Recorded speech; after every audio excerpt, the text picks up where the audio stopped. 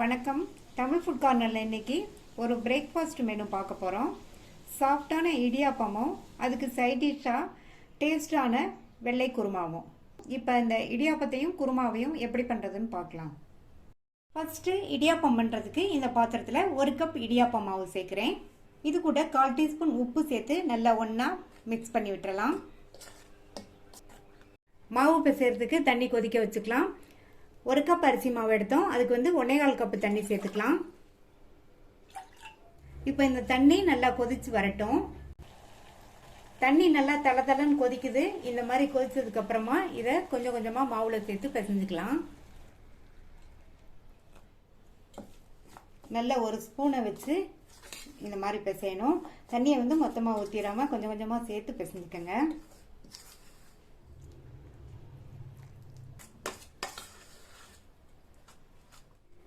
கொஞ்சம் கொஞ்சமாக தண்ணி சேர்த்து பிசைஞ்சாச்சு. மாவு பார்த்திங்கன்னா இந்த மாதிரி இருக்கணும், இந்த பக்குவத்துக்கு. அப்போ தான் இடியாப்பம் பிழியும் போது நல்லா ஈஸியாகவும் இருக்கும், நம்மளுடைய இடியாப்பமும் நல்லா சாஃப்டாக இருக்கும். நம்ம கொதிக்க வச்ச தண்ணியில் 2 டேபிள் ஸ்பூன் போல் தண்ணி மீதி இருக்குது. மாவோட தன்மையை பொறுத்து தண்ணி முன்ன பின்ன ஆகும். அதனால் நீங்கள் ஃபஸ்ட்டே 1.25 கப்பு தண்ணி கொதிக்க வச்சுக்கோங்க. இப்போ இந்த மாவு சூடாக இருக்குது, நம்ம பிசைய முடியாது. கை பொறுக்கிற சூடு வந்ததுக்கு அப்புறமா நம்ம பிசைஞ்சுக்கலாம். அது வரைக்கும் மூடி வச்சிடலாம்.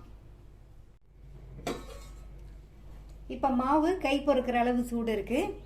இதில் 1 டீஸ்பூன் நெய் சேர்த்து மறுபடியும் நல்லா எல்லாத்தையும் ஒன்று சேர்த்து பிசைஞ்சுக்கலாம். நான் நெய் சேர்த்துருக்கேன், அதுக்கு பதில் நீங்கள் எண்ணெய் வேணாலும் சேர்த்துக்கங்க.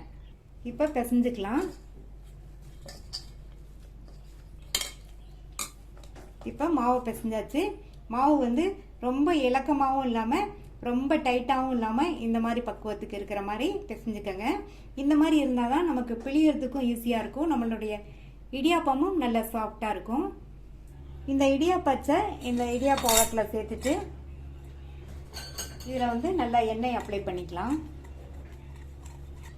அதே மாதிரி இந்த பாட்டிலையும் அப்ளை பண்ணலாம். இந்த மாதிரி பண்ணிட்டோம்னா நமக்கு இடியாப்பம் பிழியறதுக்கு ஈஸியாக இருக்கும். இப்போ ரெடி பண்ணி வச்ச மாவை இந்த உலக்கில் சேர்த்துட்டு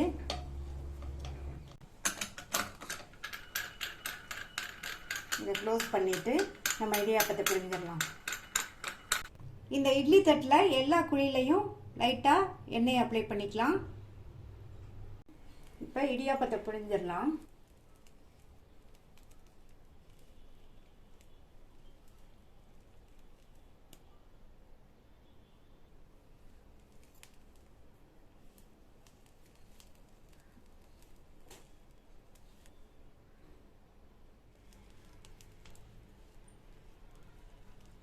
அழகாக எல்லாத்தையும் பிழிஞ்சாச்சு. இப்போ இதை நம்ம வேக வச்சிடலாம். இட்லி பாத்திரத்தில் தண்ணி நல்லா கொதிச்சிட்ருக்கு. இந்த மாதிரி நல்லா கொதிச்சதுக்கப்புறம் தான் நம்ம இடியாப்பத்தை வைக்கணும். இப்போ இடியாப்பத்தை வச்சுட்டு மூடி போட்டுடலாம். ஸ்டவ்வை மீடியம் ஃப்ளேமில் வச்சுருங்க. நம்ம கொதிக்கிற தண்ணியில் மாவு பிசைஞ்சதுனால சீக்கிரமாகவே வெந்துடும். 7 நிமிஷம் ஆச்சு. இடியாப்பம் வெந்துருச்சான்னு பார்க்கலாம். இடியாப்பம் நல்லா வெந்துருச்சு, எடுத்து பார்த்தாலே தெரியும். இங்கே பாருங்கள் எப்படி நூல் மாதிரி வருதுன்னு. இந்த இடியாப்பத்தை வெளியில் எடுத்து வச்சு ஆறுனதுக்கு அப்புறமா வேறு பிளேட்டுக்கு மாற்றி வச்சிடலாம். இடியாப்பம் நல்லா பூ போல் நல்லா சாஃப்டாக இருக்குது.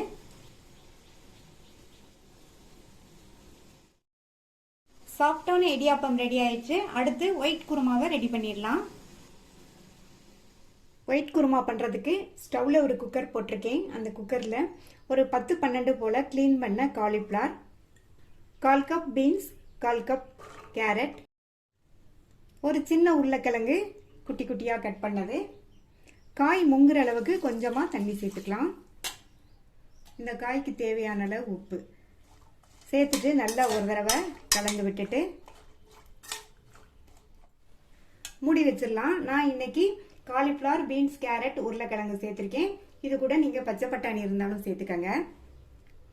ஸ்டீம் வந்ததுக்கு அப்புறமா வெயிட் போட்டு சிம்மில் வச்சு 5லேருந்து 6 நிமிஷம் வேக வச்சுக்கோங்க.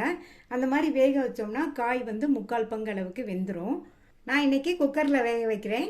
நீங்கள் குக்கரில் வேக வச்சுக்கலாம், அல்லது ஓப்பன் பாத்திரத்தில் 3/4 பங்கு அளவுக்கு வேக வச்சுக்கலாம். சிம்லேயே வச்சு 5 நிமிஷம் ஆச்சு. இப்போ திறந்து பார்க்கலாம். சேர்த்த காய்கள்லாம் 3/4 பங்கு அளவுக்கு வெந்திருக்கு. இதை இறக்கி வச்சுட்டு இந்த குருமாக்கு ஒரு மசாலா வறுத்து அரைக்கணும். அதுக்கு இந்த பேனில் 2 டீஸ்பூன் எண்ணெய் சேர்க்குறேன். எண்ணெய் சூடானதும் அதில் 6 பச்சை மிளகாவை சேர்த்து எண்ணெயிலேயே வதக்கிக்கலாம். குருமாக்கு இந்த பச்சை மிளகாய் காரம் தான், அதனால் நீங்கள் உங்கள் காரத்துக்கு தகுந்தபடி சேர்த்துக்கோங்க. இந்த மாதிரி பச்சை மிளகாவை வதக்கிட்டு இதில் ஒரு 7-8 போல் முந்திரி சேர்த்து கூடவே 3/4 டீஸ்பூன் சோம்பு சேர்த்துக்கலாம். இந்த முந்திரியும் சோம்பும் நல்லா வறுபடட்டும். நான் இன்னைக்கு முந்திரி சேர்த்துருக்கேன். இதுக்கு பதில் நீங்கள் கசகசா இருந்தால் 1 டீஸ்பூன் 15 நிமிஷம் ஊற வச்சு அதுக்கப்புறமா சேர்த்துக்கோங்க.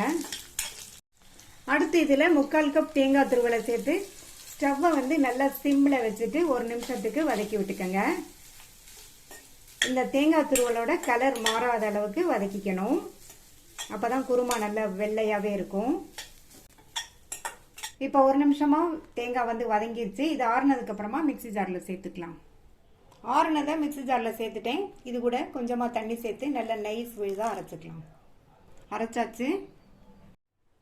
இந்த பேனில் 2 டீஸ்பூன் எண்ணெய் சேர்த்து எண்ணெய் சூடானதும் இதில் ஒரு சின்ன பீஸ் பட்டையும் 2 கிராம்பும் சேர்த்து இது ரெண்டும் நல்லா பொரிஞ்சதுக்கு அப்புறமா இது கூட கறிவேப்பிலை, அடுத்து வேக வச்ச காயை தண்ணியோடய சேர்த்துருக்கேன்.